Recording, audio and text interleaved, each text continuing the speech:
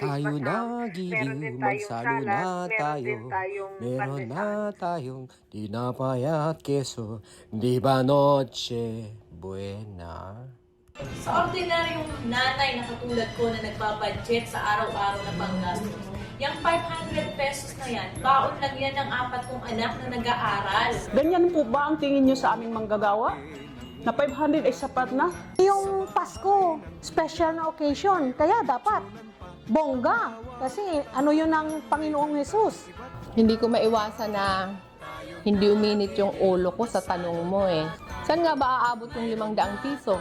Kasya sa Noche Buena, pang Noche Buena yung 500 piso?